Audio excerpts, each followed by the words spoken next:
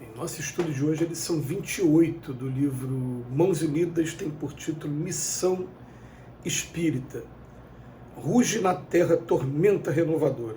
O mundo social se assemelha à grande cidade hesitando nos fundamentos. O colapso de valores seculares da civilização, embora exprima ansiedade pelo que é novo, lembra a destruição de antigo cais efetuada imprudentemente sem construções que os substituam. A licença desafia o conceito de liberdade, a indisciplina procura nomear-se como sendo revisão de conduta, é a tempestade de transição englobando lutas gigantescas e necessárias. E no entrechoque das paixões e das sombras, a missão espírita há de ser equilíbrio que sane a perturbação e luz que vença as trevas. Para isso, se trazes o coração alerta na obra criativa e restauradora, recorda que não se te pedem exibições de grandeza na ribalta da experiência.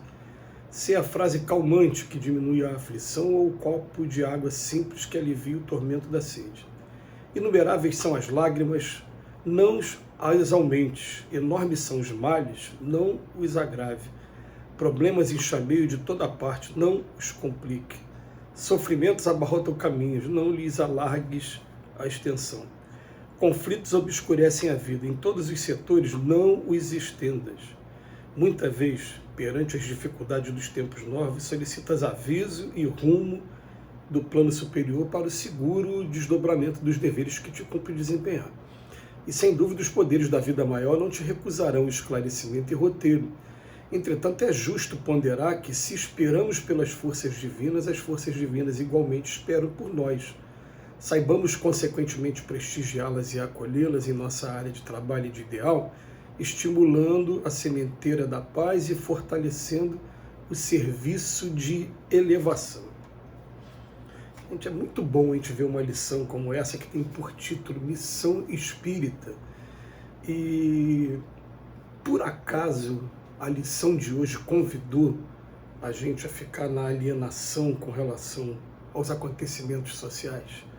Claro que não. Está mostrando para a gente que o espírito ele vai ter, claro, conhecimento e noção do que está acontecendo no campo político, no campo de nova organização mundial, no campo de guerras.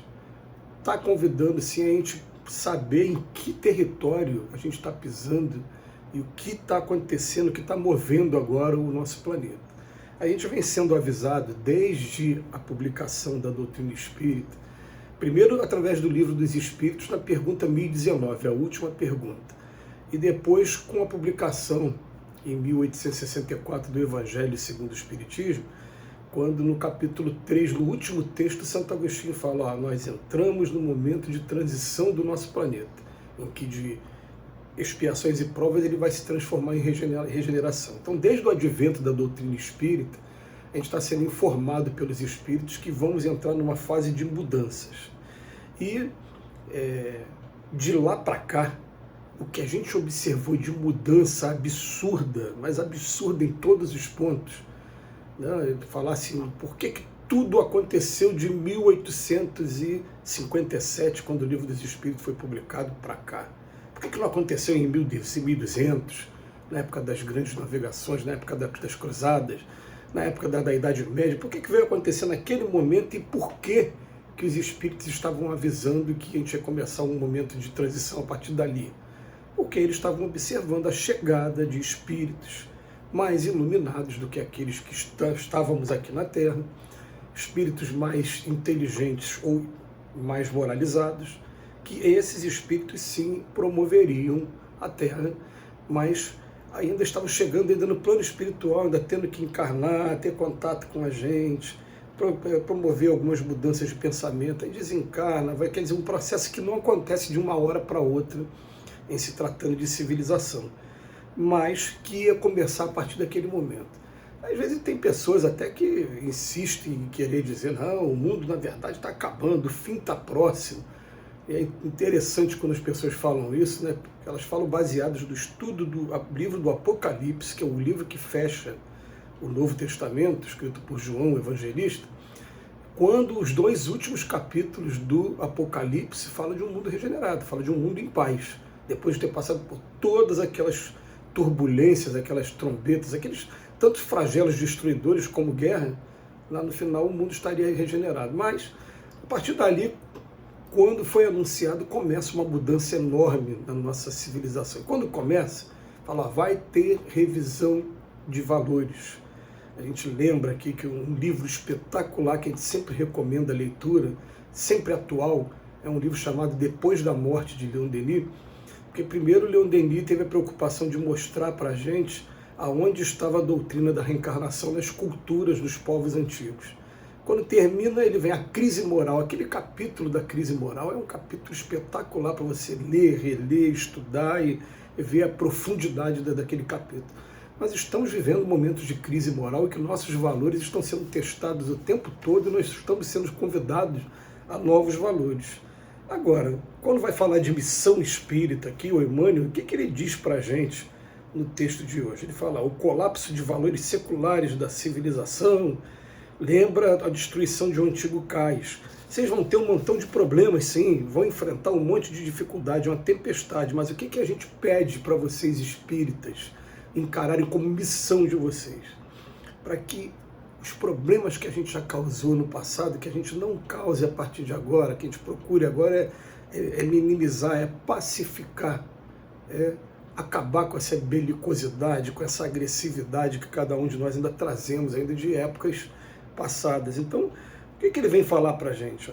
Ser a frase calmante. Não, você vai estar às vezes num lugar que está todo mundo falando de polarização política, está todo mundo falando de conflito de polícia com tráfico, está todo mundo... E você, como diz lá no capítulo do Trabalhadores da Última Hora, é necessário que regueis com o suor e a charrua evangélica. São palavras perdidas, eu bem sei, você vai estar falando para uma pessoa agressiva demais sobre mansuetude, mas é necessário, esse é que é o trabalho. Então, ser a frase calmante que diminui a aflição, ou o copo de água simples que alivia o tormento da sede. Aí ele vem falar, são muitas lágrimas, você não aumenta as lágrimas não, são muitos os males, vamos tentar botar a consciência no lugar e falar, pô, não quero agravar isso. Às vezes você agrava com uma concordância simples, a pessoa está falando, você está concordando com ela, então eu estou certo mesmo. Tem hora que a gente vai ter que ser sim ou não, falar, não, eu não concordo com isso, eu vou ser a favor da paz sempre. E sofrimentos estão abarrotando o caminho, não alargue a extensão. Os conflitos estão obscurecendo a vida, não estenda os conflitos. E aí eu convido cada um que estiver assistindo aqui nesse vídeo a começar a pensar, eu estou colaborando de que maneira? Porque hoje a gente sabe que o poder que há um tempo atrás somente a imprensa escrita ou até mesmo em vídeo tinha, hoje nós temos um simples vídeo. Assim, eu pego esse vídeo e eu consigo influenciar o número de pessoas a quem eu fizer esse vídeo chegar.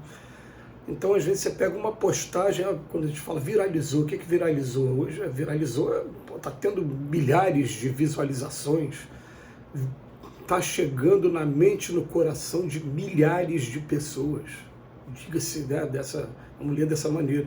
Então, o que eu estou postando está servindo para quê?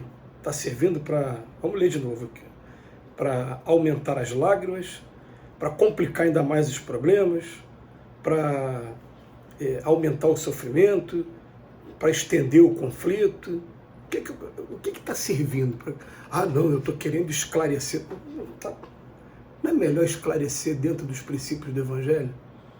Não é melhor preparar o nosso coração, explicar a lei de causa e efeitos? Mas isso é ser alienado? É claro que não. É claro que não, é simplesmente você olhar e falar, eu quero a partir de agora ser a pessoa que está construindo, que está procurando ajudar de alguma maneira. Por isso que a gente observou assim, vários companheiros espíritas, de repente tomando caminhos de discussão política, que eu falei, peraí, você quer o quê? Você quer Jesus ou quer o Mamon agora da política? Que o Mamon agora não foi ligado à riqueza material, não. Está sendo ligado a posicionamento político radical que está afastando os irmãos, acabando com a amizade, acabando com casamentos. Eu comecei a conversar com algumas pessoas e a gente optou por se omitir em relação à posição política de maneira pública. Eu só converso com os particulares, com os amigos mais próximos, e de estar o tempo todo do lado de Jesus. É esse convite que a gente vai fazer aqui junto com o Emmanuel como Missão Espírita. Que Jesus nos abençoe hoje e sempre.